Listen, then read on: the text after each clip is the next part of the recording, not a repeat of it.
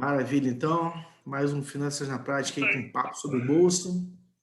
Colocando meu querido irmão aí, Ruben não, Zé, como co-host. Pronto.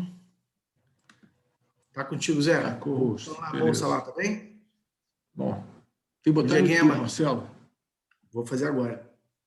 Já tô gravando, o Diana não pode mais vir da bronca.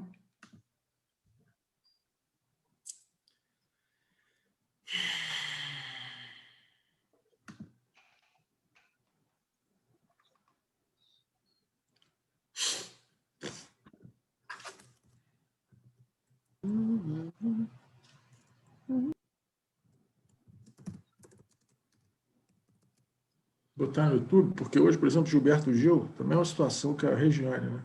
Ele falou de levar as crianças para o colégio, então muita gente vai assistir, acho que vai ter um público maior no YouTube aí. Muito bom. Já tá lá, Zé. Vamos YouTube lá. já voando. Só hoje, sexta-feira, durante o fim de semana, eu falei para a gente, né, eu quero botar o que é um prospecto inicial é um prospecto de IPO. Aqui, eu vou pegar o da Redditor por acaso. E a gente vamos dar uma olhada, só para explicar para vocês como é que olha. Tá? Só que o que aconteceu? Aquela conversa que teve lá, não sei se foi no grupo da Regiane, foi no teu grupo, Regiane, o do SG, aquela história do crédito de carbono, me deixou um pouco, sinceramente, apavorado, né? Porque, assim, eu estava conversando com o Gilberto Gil semana passada, ele tem uma coisa muito legal que eu pedi para ele tentar fazer, ele conseguiu, depois a gente, na aula do Marcelo, a gente conversa, tá? E aí a gente estava conversando sobre, ele veio com uma coisa que eu ouvi no mercado durante 2 anos, eu acho um verdadeiro assinte, né? Virou para mim e falou que não, mas se você está com dinheiro disponível de longo prazo, você pode colocar num ativo líquido, né? Olha só, gente, comprar ativo líquido não é o problema. O problema é você pensar que você tem um dinheiro de longo prazo e pode colocar no ativo líquido, tá? A compra do ativo líquido ela tem que vir para uma decisão de investimento, não para uma decisão de alocação. Ou seja, o que é isso? Decisão de alocação no seguinte sentido: eu tenho dinheiro parado, então eu vou botar ali porque eu não preciso dele. Tá? Aí, Marcelo, comecei a me lembrar da tua aula, né? Quer dizer, quando a gente pega a aula do Marcelo, você começa a ver o seguinte: a medida de risco é a variância, né? Então, o que acontece? Um ativo sem série, né, sem série histórica, você não consegue medir o risco. Né? É dentro dessa série histórica que você busca o risco. Então, se o ativo é líquido, significa que a variância dele tende a quanto? A 0 ou é 1? É 0, né? Porque não oscila, né? Você não tem uma série histórica para dizer que está variando, entendeu? Não existe variância no ativo líquido, né? É isso que me deixa desesperado, que eu ficava vendo onde eu trabalhava, que as pessoas vendiam que ativos ilíquidos era melhor, porque não tinha variação de preço. Pelo amor de Deus, se não tem variação de preço, não tem avaliação de risco, entendeu? Então, o que acontece? Eu comecei a pensar no prospecto, e nisso que eu vou botar agora para vocês, que é absolutamente ridículo, que eu vou botar, só para mensurar o seguinte: se não tem série, né, que é o caso do IPO, eu tenho que ir para o lado qualitativo. Então, tem que entender o produto que eu estou entrando, que é para poder minimamente avaliar alguma coisa que aquele produto tem, porque eu não tenho série histórica para ter a variância. Tá? Então, assim, as coisas se encadeiam, gente. A coisa não é ponta solta. Então, vamos lá. Deixa eu dividir aqui a minha página. Olha só, Jane, você, por favor, aí, qualquer coisa você me ajuda. Isso aqui, gente, eu tirei, pensando nessa história de copyright que a gente tem, Marcelo, eu tirei isso aqui tudo do Wikipedia, ou seja, mais do que enciclopédia livre, não tem problema nenhum de copyright, todo mundo contribui, então eu não tinha problema de colocar isso aqui. Isso aqui é absolutamente ridículo, não tem nada demais, eu cole e copy, pum, pum, tá? Então, assim, isso aqui é a segunda página. É só para a gente perceber o seguinte, cara. Isso é um contrato, tá? Ainda muito, eu não sei como é que eu vou te explicar, ainda muito,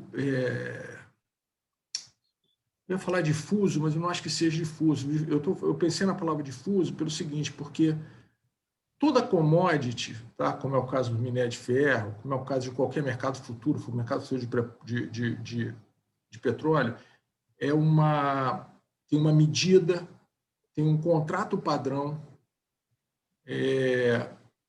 tem um produto associado àquele contrato padrão que ele é fungível, ou seja, né, se tiver dentro daquela minério de ferro 62, Marcelo, qualquer um que seja minério de ferro 62, ele é fungível, pode que venha da Austrália ou venha do Brasil. O cara tem aquele produto tem uma especificação, isso é característica de uma commodity, né? Então, você pode negociar isso em qualquer lugar que vai ter a mesma característica, né? Assim, o certificado de crédito de carbono, quer dizer, o crédito de carbono, ainda não tem essa característica. Por quê?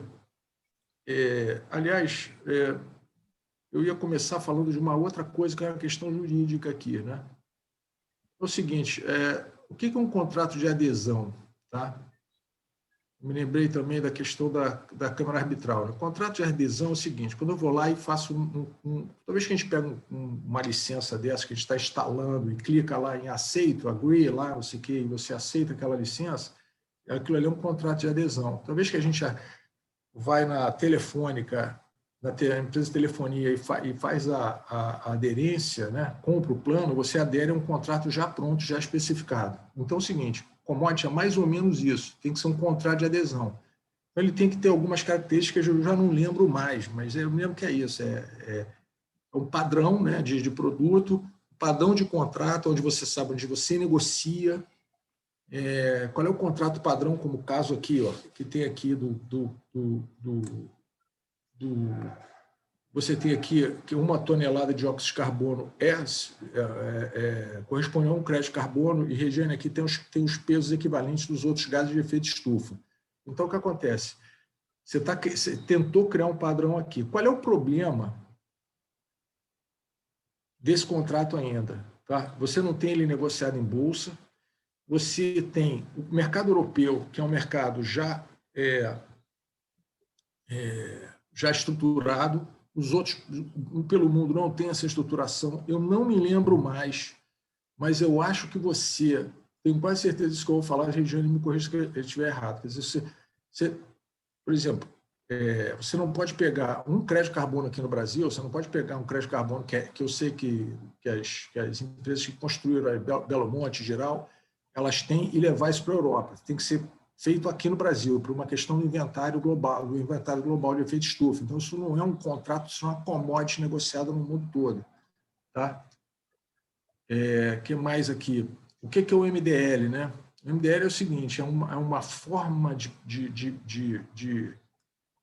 é uma metodologia para você gerar o RCE, que é o crédito de carbono. Tá? Que corresponde a um RCE por ser 1 tonelada de dióxido de carbono, que é aqui, ó, o certificado de redução de emissão. Tá? Isso são processos. Então, se falar certifica a empresa, tá? Certifica o projeto, tem todas as medidas, pega essa certificação, leva na ONU, fala assim, ó, tá aqui, vai ter que fazer, não, acho que tem um auditor independente, não é isso? Além da própria ONU, tem todo um processo para certificar aquilo ali, pega isso, leva na ONU e você retira um RCE. Tá? E aí você negocia esse RCE. Tá? Então, assim, cada RCE, gente, está largando de 1 tonelada de carbono. Tá? Eu não sei, me lembro mais quanto é que está valendo isso, né? Mas, assim, se você começar a partir, que é o que eu fiquei apavorado sexta-feira, Regiane, começar a partir isso aí em securitizações com volumes menores, você começa a criar um mercado mais pulverizado. E aí é o seguinte, cadê o lastro desse negócio? O que está me preocupando, gente, naquele que eu ouvi na sexta-feira, é o seguinte, eu fico preocupado porque eu não estou... Está começando a vir para o mercado alguma coisa, um picadalho, entendeu? Que nem o token o token do futebol lá que o Pina falou, que é o seguinte, mas isso é uma securitização, tá? Isso é alguém... O que é uma securitização? Ativo e passivo, tá? Meu Deus, até o Rubem me pediu para falar isso, mas é tanta coisa assim. Ativo e passivo, gente, você imagina que entra um contrato no teu passivo, tá? E você, no teu ativo, e você emite uma dívida, tá? Você emite um certificado que garante que aquele contrato que entrou para você, aquilo ali existe. E você pode partir isso em pedaços menores, tá? Então, a securitização é um processo basicamente legal, porque você ainda tem que dizer aonde que isso está, né? Quem é que é o garantidor desse negócio, né? Se essa operação é uma SPE, uma empresa de propósito específico que está apartada do teu patrimônio, se não está, se está dentro da tua empresa, da securitizadora, entendeu? Então, assim, é um processo complexo e eu estou vendo uma correria enorme de agora. Eu fiquei meio apavorado, tá? Porque o que me deixa, o recado que eu quero dizer, que eu quero dar para vocês é o seguinte, gente, olha só, muita calma, pega a documentação, vê o que você está comprando, entendeu? E depois, assim, estuda, vê onde é que é negociado. Tá? Eu sou de uma geração em que a gente, quando chega aquela historinha que eu contei da tesouraria para vocês, quando a gente chegava na tesouraria, o cara, para deixar a gente tirar alguma boleta, primeiro, o tesoureiro, nosso chefe, o gerente, o que quer que seja, a gente era obrigado a entender o que a gente estava negociando. A gente tinha que ver qual era o contrato padrão, aonde que era negociado, quem operava, quem olhar contrato em aberto para ver quem que estava operando, quem eram os maiores players, entender toda a parte de matemática financeira relacionada àquele contrato, entendeu? Aí, depois que você fez tudo isso, o cara te deixava tirar uma boleta, entendeu? Então, o que acontece hoje, eu vejo que é uma certa correria para tudo, entendeu? Uma correria enorme. E eu fico meio preocupado com isso, tá? Então, assim, eu não sei, Regiane, não me lembro mais. Isso aqui é um assunto que eu estudei, sinceramente. Eu estudei isso aqui a pedido de um amigo que queria tentar fazer uma bolsa de carbono em 2004, Regiane. Aqui, entendeu? Isso que está acontecendo não é recente, gente. Não é recente. Então, assim, vamos com calma. Quando alguém propor alguma coisa para vocês, tudo bem. Porra, se informa, pega as coisas, porque você não sabe o que você vai estar comprando, entendeu? Você não vai estar comprando um crédito de carbono. Você vai estar comprando um pedaço daquele crédito de carbono. Bom, você está comprando um pedaço daquele crédito de carbono, quem é que está garantindo para você que aquele crédito de carbono de 1 tonelada ele existe? Quem é que emitiu o certificado? Isso é o MDL. Tem outras, como é que é, não é isso, Regina? Outras formas de você fazer a certificação, não é isso? Não é só o MDL que existe. Então, Zé, eu estou assim, porque quando isso surgiu lá atrás, que foi também numa época em que a gente começou a fazer o inventário de emissões, que foi quando a gente olhou, aí eu lembro que teve apresentação, só que o assunto morreu, por exemplo, para a gente lá. Não, morreu para todo mundo, Regina. Assim, aqui no Brasil agora morreu. Que tá bom, é por isso que eu te falei, gente, eu preciso ler, atualizar, né? Mas isso você falou, o que aconteceu? Não sei bem, Não, eu vou te dar um exemplo aqui, por exemplo. Porque não é simples você ter um projeto certificado. Entendeu? Porque a geração limpa, aí lá atrás, não, oba, né? Vamos ver se a gente pode, né, entrar. Aí mas era uma coisa assim, falou, não, assim, esquece, né? Vamos. O MDL é de uma complexidade gigante. Por exemplo, Regiane, eu vou te dar um exemplo aqui. Eu li uma crítica em 2017 de uma ONG, eu não me lembro qual, tá? De uma ONG californiana, que ela criticava muitos projetos aqui de Belo Monte, geral, as grandes usinas de fio d'água, porque o que acontece é o seguinte, o MDL só certificava a captura aqui em cima do projeto e esquecia o quanto que tinha perdido de floresta no lago. Então, você tinha deixado de capturar aqui no lago, e isso não era computado para netar ou seja, não tinha a captura líquida, né? Então, assim... Tem muita controvérsia envolvida. Tem muita entendeu? controvérsia. É o caso também lá dos reservatórios. É geração limpa, só tem uma planta que nasce lá, que são aquelas macrófitas, que são super emissor, porque é resíduo, emite, então tem complexo, não é um troço... Exatamente. Não, é porque aqui no Brasil é isso, né? Todo mundo ouve, acha que vai subir, aí fica dizendo que o preço vai subir, parece que todo mundo, uma manada, vai comprar esse negócio. Então, tudo bem. E outra coisa, né? E principalmente é isso, Regiane. Quando o Abrantes, lá, o Gustavo Abrantes, botou aquilo lá no teu grupo, eu fiquei apavorado, porque eu me lembrei principalmente dessa métrica, né? Um certificado é 1 tonelada. Então, eu não sei se o nego está vendendo, sei lá, 1 quilo, 10 quilos, 100 quilos, entendeu? Partido vende em token. Você entendeu? Então é o seguinte, para você fazer isso, você tem que ter uma certificadora uma securitizadora. E aí, quando você vai para a securitizadora, você tem que ver toda a documentação, toda a estrutura que está na operação.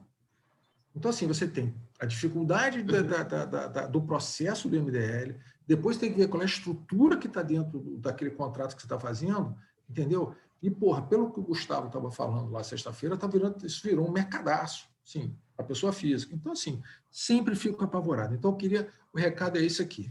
Tá? Vamos passar pro prospecto. Passar para o prospecto, entendeu? Porque é mais ou menos a mesma coisa, né? Isso aqui não tem série histórica, Valdir, isso aqui não tem série histórica para você avaliar o risco.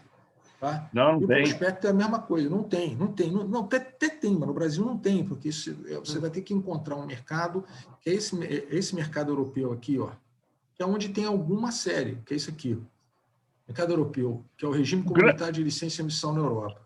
Isso o comprador mais velho disso aí, Zé, foi a Holanda, você deve estar lembrado, né? Exatamente. Não, mas lá já está a questão tanto o seguinte, que tanto... O Armando aqui. Para as questões ambientais que a humanidade provoca no planeta, os efeitos que nós vemos, crédito carbônico, continua exercendo as atividades, prejudicam a vida. Essa é a grande controvérsia, né? Porque o problema todo é o seguinte, né? Emissão líquida, né? Então, você tem uma quantidade de carbono determinada, sei lá, de CO2 que foi lançado na atmosfera, e você tem que controlar essa emissão líquida, né? Porque se você for controlar a emissão mundial, você tem que fazer a China parar e os Estados Unidos também, né? Então, como os países industrializados fizeram, foi tentar controlar a emissão líquida, né? Só que tem um detalhe, né? O que eu falo, que todo mundo fica dando pancada lá no nosso presidente, né? O Brasil é o país mais rico do mundo. Você já imaginou certificar a floresta amazônica e nego pagar para a gente todo ano aquele volume de certificado lá que a gente captura de carbono? Os caras eles não vão querer. Então fizeram o seguinte, olha só, gente, para trás não interessa mais. A gente já teve a Revolução Industrial, vocês têm aí o crédito de carbono, só que para trás não adianta. Então fazer emissão líquida. Se for fazer emissão nominal, o Brasil que tem de água e floresta aqui, os caras quebram, vai ter uma transferência de riqueza deles para a gente gigante, Cristiano. Ninguém nunca pensou isso, né?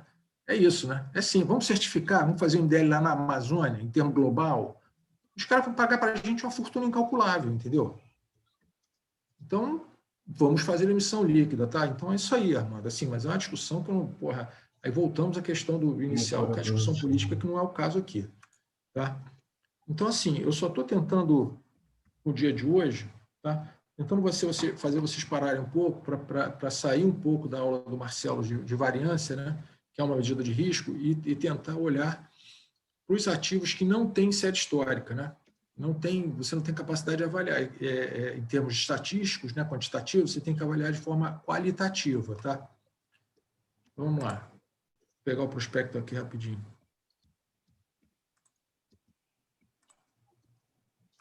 Bom, gente, eu sempre falei para vocês e disse que o problema não era que o prospecto é grande, mas que a gente não precisa fazer esse esforço todo, tá? Marquei aqui no índice, tá? Depois a gente vai para eles, tá? Seguinte, sumário tá aqui, ó.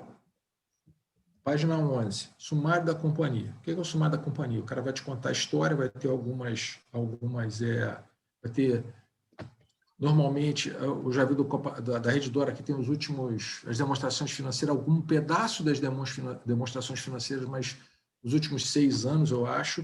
Normalmente, a companhia é obrigada a colocar dos últimos 3 anos, tá? Isso é o mínimo regulatório. As informações sobre a oferta, vocês vão ver lá, porque com as informações sobre a oferta, da oferta, vocês vão ver o capital social, vocês conseguem saber pelo preço, pela faixa de preço indicativo, qual é o valor de mercado que aquela empresa tem. Sabendo qual é o valor de mercado que aquela empresa tem, você consegue avaliar, que seja, Marcelo, em múltiplo, que seja alguma coisa para você poder, né, com os dados que você vai pegar do sumário da oferta. Tá? Aí tem aqui público-alvo, se alguém quiser ler, o que vai ficar em free float. Tá? Isso aqui são pontos que eu acho que são curiosidades. Estou tentando falar com vocês, enfatizar o que é realmente necessário. Então, temos aqui, ó, vamos lá, 15 páginas aqui, né? Da página 11 até a página 25. Depois você tem mais 5 páginas aqui, que são basicamente quadros, né? Não tem muita coisa. Aí você vem aqui mais umas 10 páginas que são o risco relacionado à oferta, que é o que o Cristiano falou, que você tem o item 4, formulário de referência, que são os riscos, né? Tá?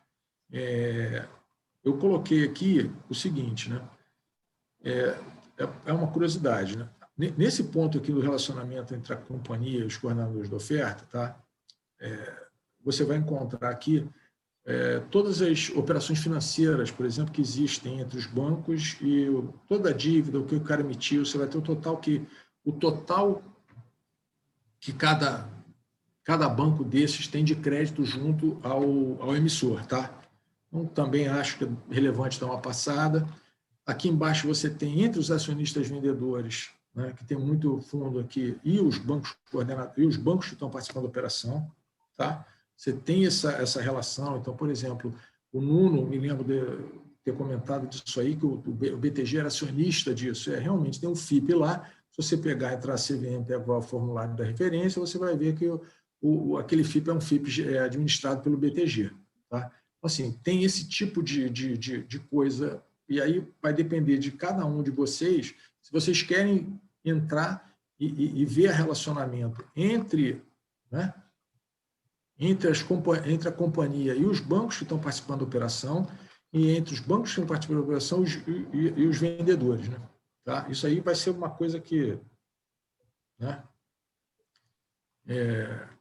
E aqui, destinação, tá vendo aqui? São 2 páginas, gente. Destinação de recursos. Né? É o que o cara vai fazer com o dinheiro. O que ele pretende usar? Ele vai pegar o dinheiro da oferta e vai usar na companhia. Então, na realidade, é o seguinte, de 400 páginas de efetivo mesmo, você tem, de necessário, que você tem que ver, tem aqui, ó, 15, mais 10, 25, tá? Mais 2, 27. Entendeu? Então, estou falando de necessário, né? Não estou falando de que você não pode ler o prospecto todo. Pode ler o prospecto todo. Mas, cara, de 400 páginas, quantas páginas tem? 329. Se você ler 10% disso, você vai ter o mínimo de informação necessária. O resto é muito complicado. Tá? Na capitalização aqui, eu acho que está o preço-alvo. Tem algum lugar aí o preço-alvo que eu não vi. A faixa indicativa. Gente, isso aí eu esqueci, passei por ele. Tá? Vamos lá. Olha só, isso aqui é coisa de advogado. O Marcelo sabe disso. Isso aqui é coisa de advogado. Olha lá, porra, entendeu? Isso aqui não existe, cara. Isso aqui é uma porrinhação. Esse FIP Delta aqui é o FIP, é o fundo de participação que eu acho, uma estratégia que é um FIP, que eu acho que é o FIP que o BTG é acionista, tá? Ou é um fundo administrado pelo BTG, é um FIP administrado e gerido pelo BTG. Aí, gente, porra, assim também não dá, né? Pedidão aqui não vai, não? Não tá indo. Quero ir para o sumário. Desculpa, está aqui. Vamos lá. Sumário da companhia. Primeira coisa, né? O famoso disclaimer aqui, ó. Advogado, mais uma vez, tá vendo? Sumário, informações que o coordenador da oferta e os bancos já estão tirando da reta aqui na largada. Está dizendo que tudo foi fornecido pela empresa. Aí você tem aqui a companhia, aí bem, né? O que é a empresa ao longo dos últimos 20 anos, a papagaiada toda, o cara conta a história da companhia, não sei o que. Isso aqui é, obviamente, né? Isso aqui tem que ler. Você tem que entender qual é a origem da companhia, como é que ela foi e tal, não sei o que é. Obviamente, você pode querer, né, pegar um research de uma empresa independente e ler aquilo ali e achar que está suficiente. Eu não acho. A experiência que eu tenho é sentar a bunda lá e ler mesmo, tá? Aí você tem aqui, ó. Tá vendo, Marcelo? Tem as informações mínimas aqui. Receita, tal, como é que foi o crescimento de receita. Você consegue pegar tudo isso aqui e colocar tudo dentro daquela métrica que o Marcelo tem do passado, o Marcelo está mostrando para vocês, e fazer uma projeção para o futuro com base em tudo aquilo que o Marcelo estava falando, entendeu?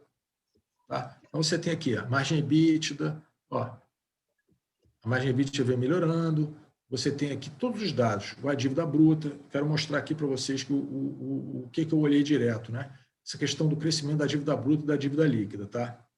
Porque toda vez, dizer, basicamente, assim, quando alguém faz IPO, ou o cara tem um plano de crescimento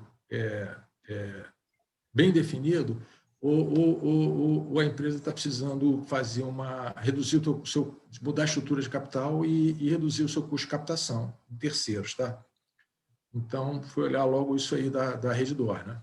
Então, aqui estão os dados, tem toda a operação o que ela faz e tudo, por que você tem que ver isso aqui? Porque quando você vai para a parte da utilização dos recursos, é quase um encadeamento. Você tem que fazer sentido para você. Você vê a história e vê aonde que ele vai colocar os recursos, para ver se aquilo ali se a proposta de IPO de onde vai alocar os recursos é uma continuação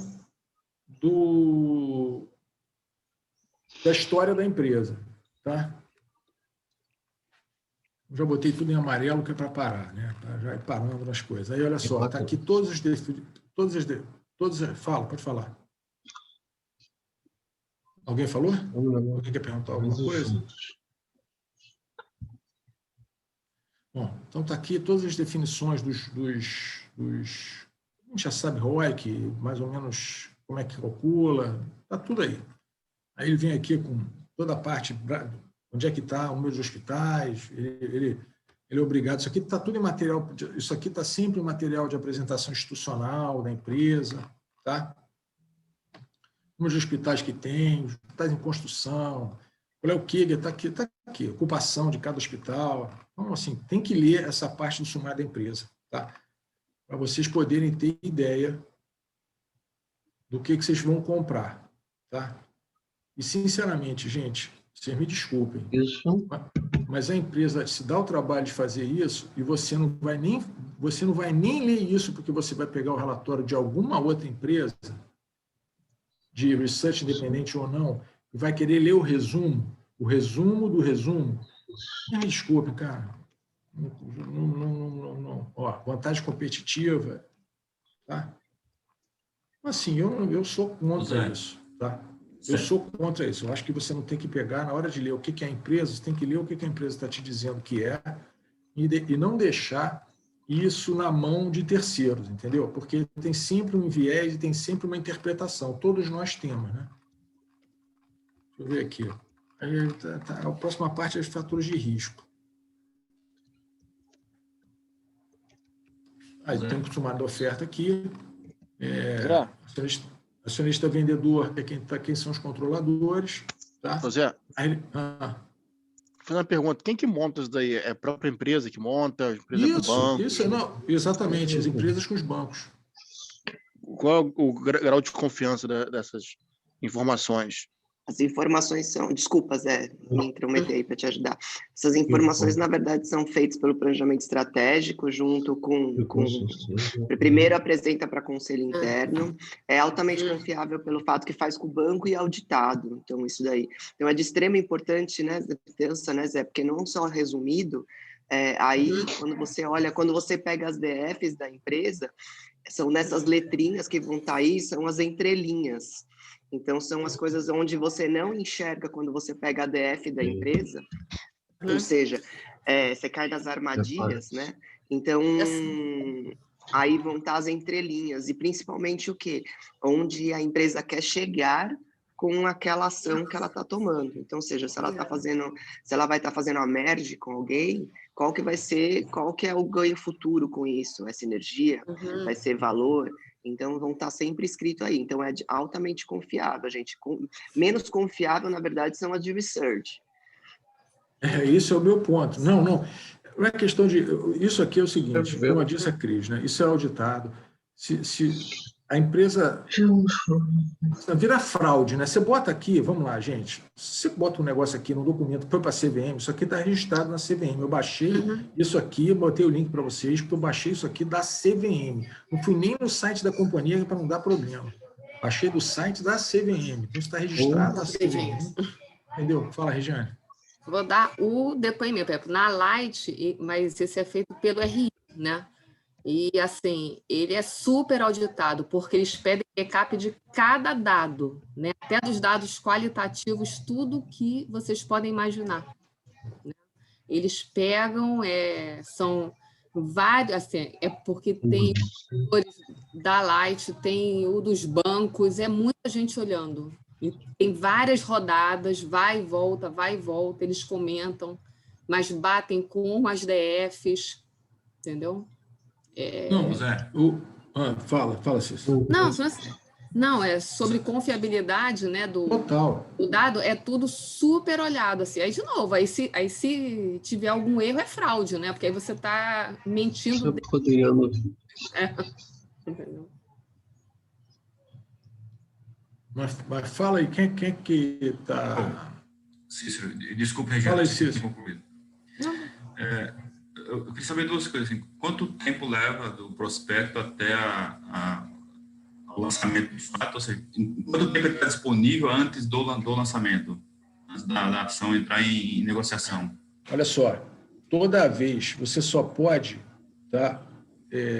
Você só é autorizado a começar a fazer o período, acho que é um mês mais ou menos, ou 2 meses, você só é autorizado a poder começar a fazer a divulgação do IPO depois que esse prospecto está aprovado na CVM, tá?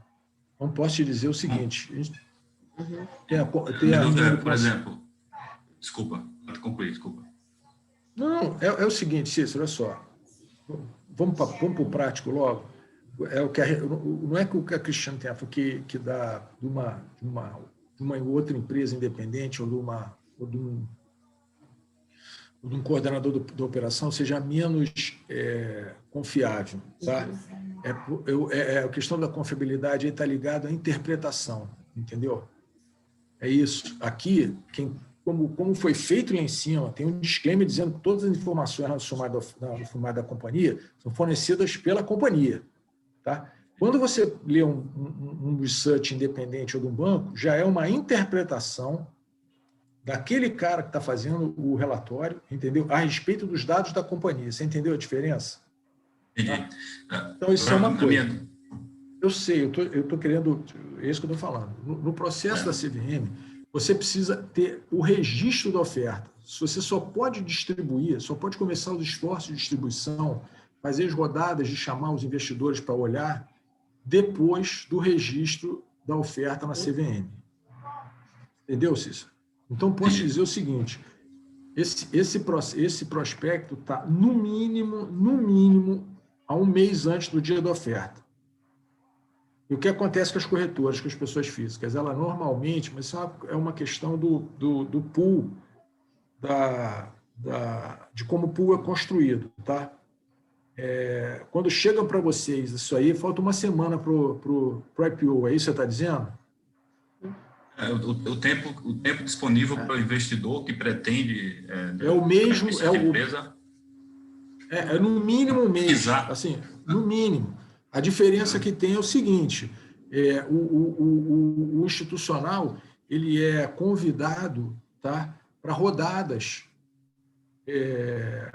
de reuniões e de apresentações, as empresas fazem apresentações da oferta muito antes do que para a pessoa física. Só que tem um detalhe.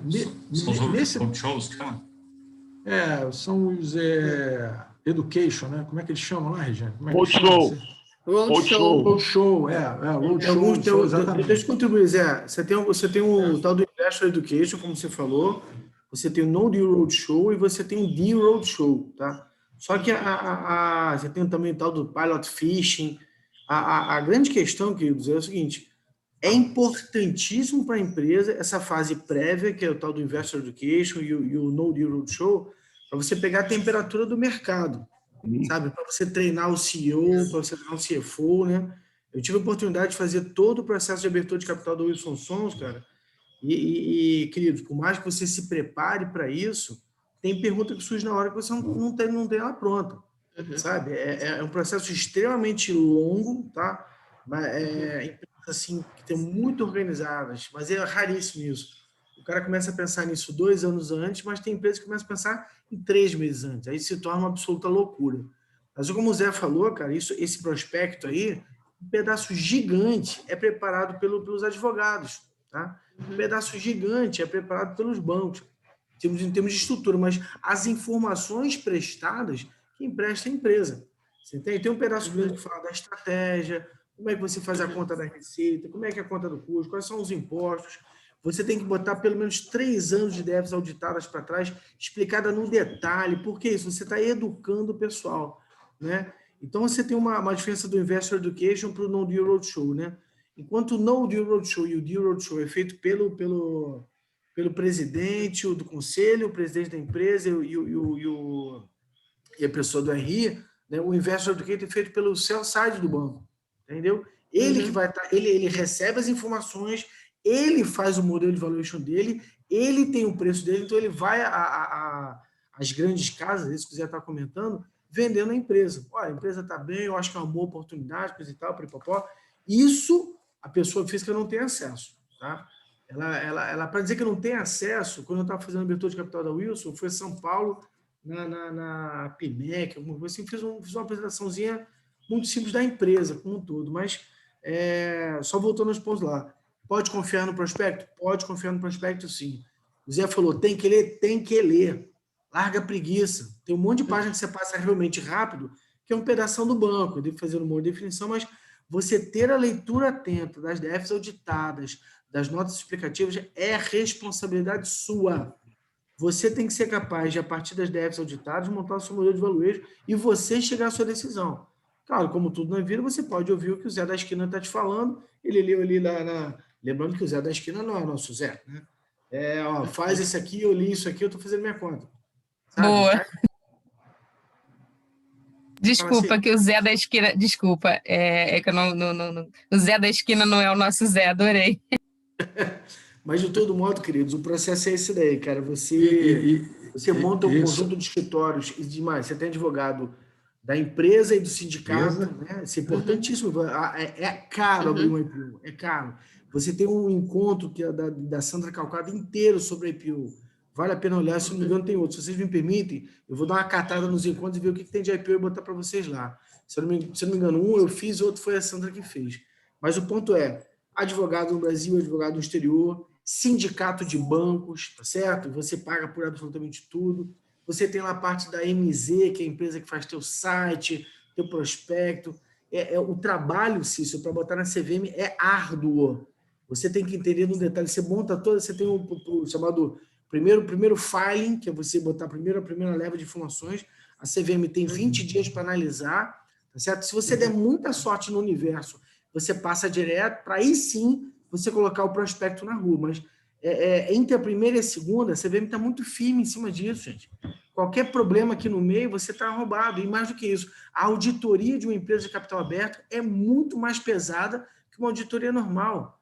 Tá? O tal do nível da materialidade, ele cai muito. Então, o que ele passava batido, ele passa a olhar no detalhe.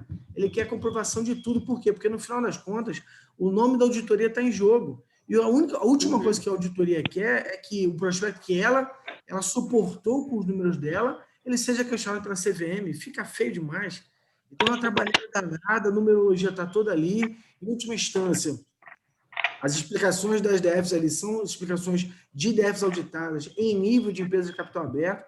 Você tem uma parte ali que o Zé falou, que é o tal do use of proceeds, né? Que é você explicar com detalhes onde é que você vai usar esse dinheiro. Claro, você joga para a plateia, né? Sempre aquela resposta de Miss Brasil, né? A paz, o mundo e as felicidades das pessoas. Você fala que as pessoas querem, que o mercado quer ouvir, mas ali você dá uma dica do que é, mas de todo modo, cara, tá ali tudo explicado, é responsabilidade do investidor ler o prospectozinho, é responsabilidade dele fazer o valuation, e aí sim ele se posicionar no IPO ou não, tá certo? Zé, espero ter ajudado aí, irmão. Ajudou muito, os dois ajudaram. É uma, assim, na verdade, é credibilidade em jogo, né? Não, Cícero, olha só para o que acontece, como o Marcelo falou, o que acontece é o seguinte, para você fazer, eu entendi a tua pergunta, Marcelo, o que ele tá querendo saber é o seguinte, para você começar a fazer o D-Roadshow, você tem que ter o prospecto, tem que ter a oferta registrada na CVM. Se tem a oferta registrada na CVM, esse prospecto está no site. Perfeito.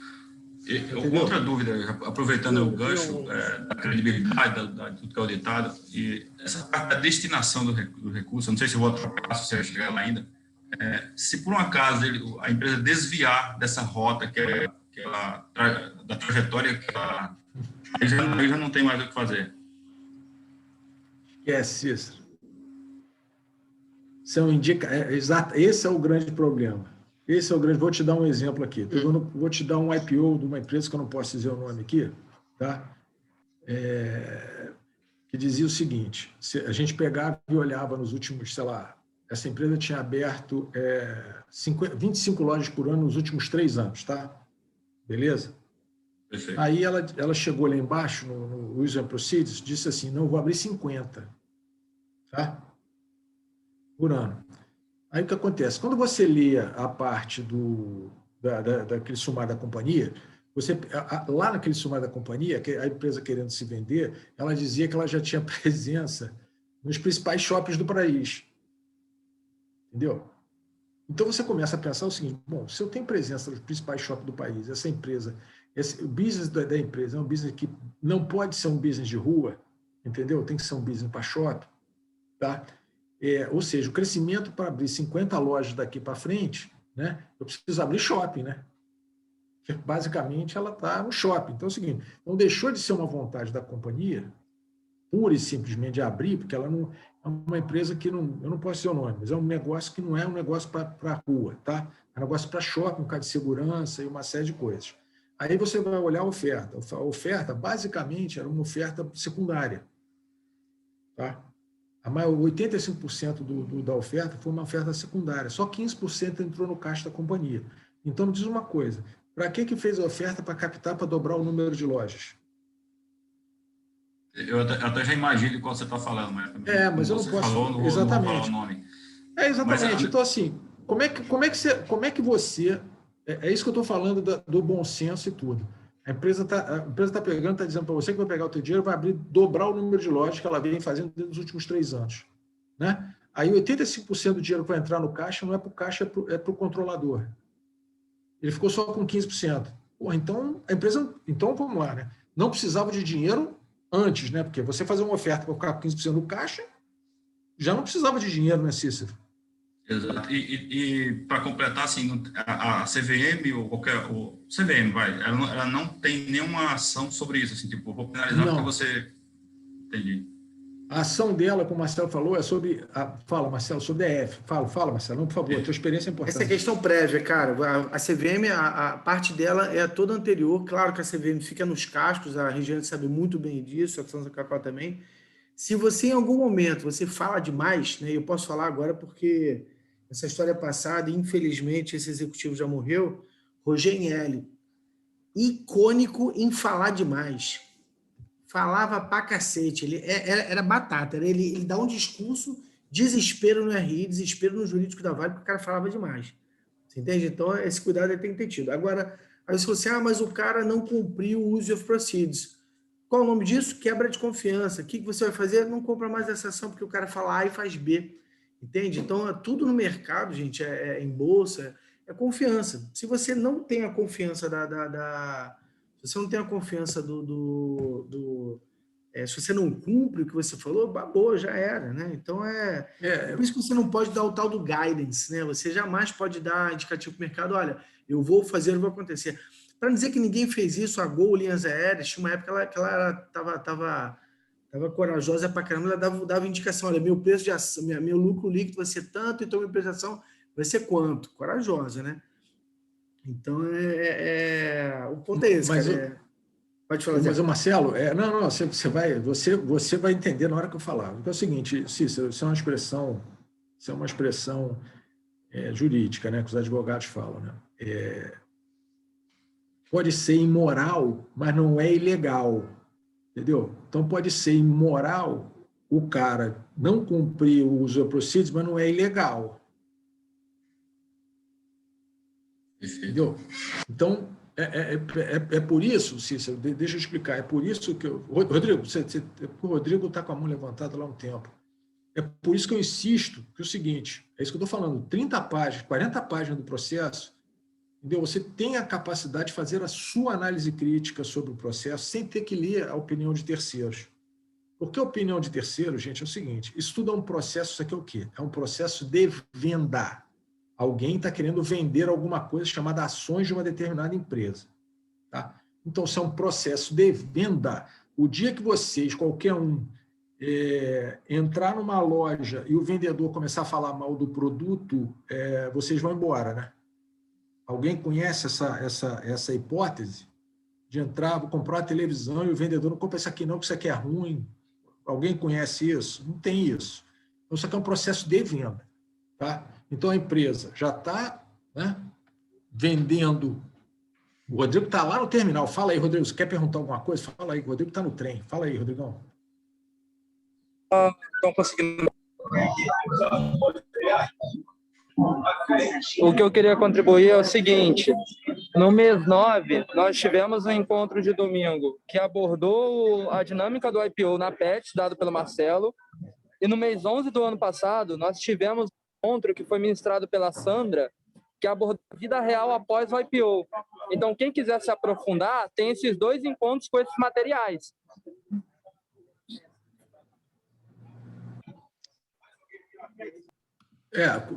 Beleza. Vou botar lá no grupo lá, Rodrigão. Mas além dessas informações, o meu recado, meu pedido a vocês é o seguinte: vai começar um monte de coisa. Cícero, olha só. Não sei quem foi, acho que foi alguém postou, eu repliquei lá. Não. Por exemplo, você pega casas como Ativa, eu sei que a Ativa tem um guia de IPO, são as ofertas que vão entrar, entendeu? Então, com base nisso, você pode entrar na CVM. A CVM tem lá dentro do site dela, o Marcelo sabe disso, os processos, as ofertas já estão sendo avaliadas e as ofertas que já estão, os registros já foram autorizados, entendeu? O problema, é isso que eu venho falando, né? Já tem um tempo, né? Assim, minha opinião, isso aí, Rodrigo, escuta isso que eu vou te falar. Na minha opinião, eu acho que o assessor tinha que fazer esse tipo de filtro, ou então tinha que ter dentro da instituição que você opera, que você dá ordem, uma assessoria disso. Tá? Mas uma assessoria, eu implementei um negócio na Ativa que também pararam, que era o seguinte: a Ativa fazia um resumo as corretoras, elas, em tese, não podem fazer recomendação formal, a CVM não permite que você faça um relatório formal sobre isso, sobre o IPO. Mas quando você está envolvida, é período de silêncio, os bancos, as corretoras só podem fazer lançamento, o primeiro relatório sobre a empresa, que é o relatório de início de cobertura aqui, que o Marcelo já falou, que a gente já comentou aqui várias vezes, um mês depois do IPO. Tá? Então, o que acontece? Vira uma coisa nas corretoras de falar, não, acho bom, acho ruim, não sei o quê. O que eu fiz na Ativa, e durou algum tempo, foi um resumo disso aí. Resumo, não interpretativo, porque não podia interpretar. Então, eu simplesmente falei o seguinte: olha, vamos fazer um resumo tá? do que está sendo feito na oferta. Tá? Foi um paper que fez um maior sucesso, mas depois a empresa resolveu mudar lá. E tinha esses pontos aí, entendeu? Sumário da companhia, user procedures, tinha esses pontos que estão aí que eu estou trazendo para vocês hoje, entendeu? É o seguinte, gente, qual o melhor momento para fazer a abertura de capital, cara? Isso aqui, Armando, isso é uma decisão da companhia, entendeu?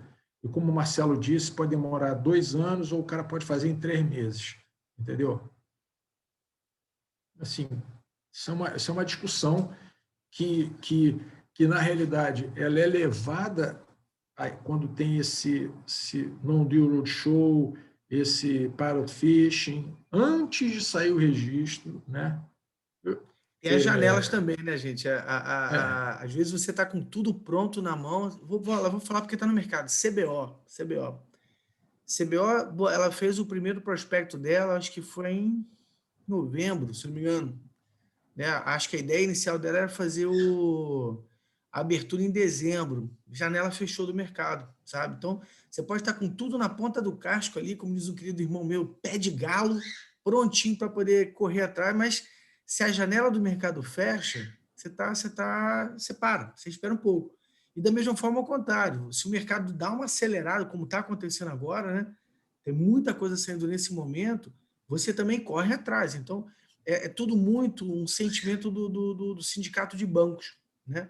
Então, o banco ele fica ali pegando a temperatura, ó, vambora, desacelera, agora vai, agora não vai, entende? Então, existe o desejo da empresa de fazer o IPO dela, seja lá para quem for, se é primária, secundária, enfim, né? Mas quem dita muito é o mercado, sabe? O momento do mercado, se o mercado dá uma acelerada. Então, a verdade é que isso não está muito na mão da pessoa, não, viu, cara? Você fica muito na mão do banco.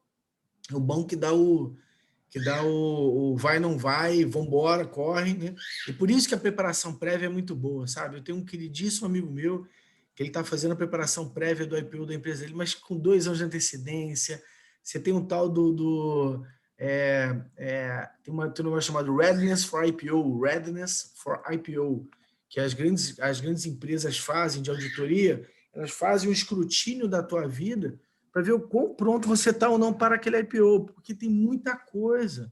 A Regiane sabe disso muito melhor que eu. É um catatal de coisas de governança, é comitê disso, comitê daquilo outro, você está enquadrado nisso, enquadrado naquilo, e a CVM olha cada detalhe. Né? No passado, o pessoal falava assim, não, vai de qualquer jeito no primeiro protocolo, depois você acerta para o segundo protocolo. Só que você aí você analisa lá nos prazos que a CVM tem, né? Ela tem até 20 dias úteis para analisar. Se você mandar uma coisa muito preliminar, ela vai usar os 20 dias úteis, e aí você pode perder uma janela. Vocês entendem? Por isso que o trabalho prévio é extremamente importante. É bom você ter uma equipe de apoio muito barra pesada, é um dinheiro que vale muito a pena, mas, reforço, é caro. IPO para a empresa é um processo extremamente caro, e ele pode se pagar maravilhosamente bem, né? Ou é só uma porreação grande que você está, né? Tem que lembrar o seguinte, gente, a IPO nada mais é do que uma fonte de recursos. Você tem algumas formas de você ter esse recurso. Ou sua empresa gera caixa, ou você tem um aporte, né? Ou você pega a dívida, né? Ou você tem um IPO. O que é o IPO? O IPO é chamar novos sócios, né? Então, é tão somente isso, quer dizer, é uma fonte de recursos. Sendo minimalista na minha fala, é uma fonte de recursos. Né? E tem o lado bom e o lado ruim. O lado bom é que você não bota dinheiro no bolso, o lado ruim é que você tem que ter uma equipe, pessoas do calibre de Regiane, né, de Sandra Calcato, para poder montar RI. O cara te liga assim, pô, então, ó, choveu, a ação caiu, está correlacionado? Você não pode virar para assim, pô, não sei.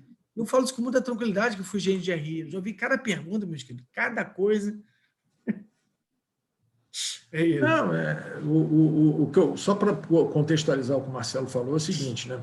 Eu já tinha falado, acho que no grupo, lá no subgrupo lá de Bolsa, né? No grupo de Bolsa lá, que essa discussão sobre as empresas independentes e certificações e tudo, né? Eu sou administrador de carteira pela CVM, né? É a mesma coisa. Na hora que você faz o IPO, né? e você, como é o meu caso, você se coloca sob o escrutínio do regulador, entendeu? Aí você sofre os efeitos. Então, quando você não está, né, aquela discussão toda que teve sobre aquelas empresas independentes e tal, quando você não está sob o escrutínio do regulador, meu amigo, vale tudo, né, cara? A internet é aquela história do grupo lá, do IRB, do REDIC, né? Como é que o regulador vai punir alguém que não está debaixo dele? Aí, toda vez que o regulador tenta ampliar o seu poder, né, ou tenta regular, vem aquela questão da livre iniciativa, o que quer que seja, né? Então, assim, eu garanto a vocês o seguinte, se não tivesse regulador, a pessoa física, cara, ia ser maltratada. Garanto a vocês que não ia ter REDIC, não, porque, entendeu? A poder ainda do institucional, entendeu? Porque o institucional não pode se organizar do jeito que as pessoas físicas se organizaram nesse evento, entendeu? Porque se o institucional se organizar daquilo, todo mundo preso, né? Se todo mundo falar no telefone, vamos vender, vamos comprar, vamos fazer não sei o que, tudo junto, pegar 3, 4 assets e resolver botar o preço para cima e para baixo, o cara é preso, né? Então, assim, Nuno, cara, o crowdfunding eu não sei, Nuno, não sei, não estou por dentro de como é. Quem sabe esse negócio de crowdfunding foi o Amitai que falou aqui a primeira do ano, não estou sabendo como é que é. Né, mas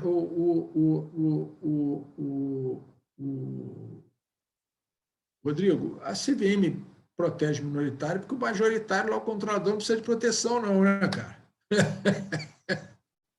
Não precisa, né? Senão, né, não tinha...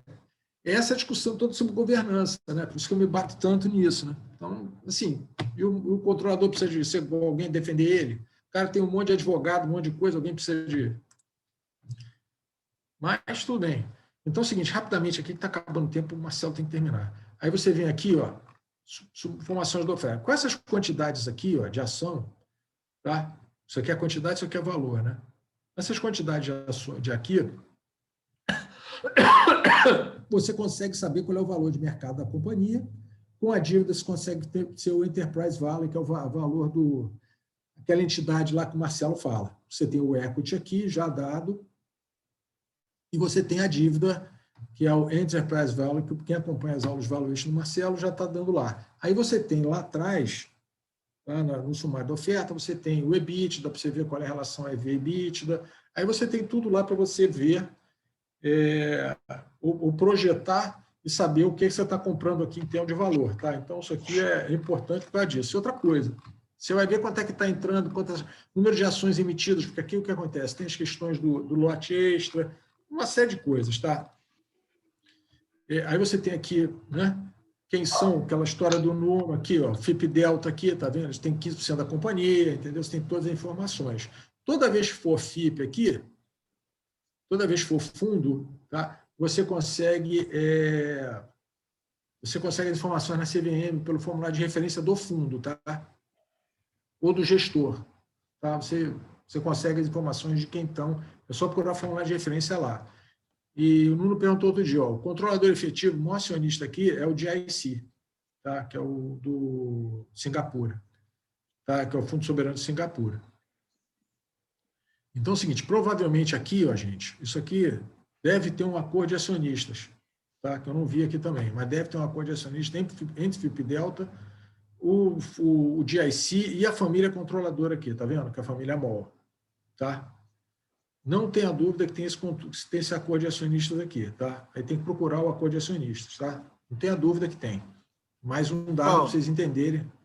Tem que acabar, né? Tá 10, mais 7h30 aí, vamos encerrar nossa luta aí? Não, tem que encerrar, tá bom. Tá, sem problema. Beleza, então, criançada. Bom papo, viu? Bom papo. Bom, né? Mas é só chamar a atenção. Você percebeu a força do Finanças na Prática? É isso aí, cara. A gente tem lá já 2 encontros sobre esse tema. A gente já tem conteúdo já que a gente desenvolve, então a gente consegue com muita facilidade recordar, ó, já debati isso no encontro tal, no encontro qual. Entende? Então você tem profissionais aqui no mercado, aqui no grupo, né, que já viveram de fato um IPO, uma vida de RI. Essa é a diferença da diferença na prática. A gente não tem blá blá blá aqui, não. A gente fala porque a gente sabe, porque a gente vivenciou. Tá? Então, a gente, como diz um professor meu, a gente tem as cicatrizes do mercado. Beleza? Pessoal, dia abençoado para todos. Deixa eu mudar de canal aqui. Um abraço, querido Zé. Tchau, tchau. Bom dia, Obrigado pessoal. a todos. Obrigado a todos. Bom dia, obrigada, Zé. Foi ótimo. Bom dia, gente. Bom dia. Tchau, tchau. Obrigado, Marcelo. Zé, um abraço, Zé. Abraço, minha gente.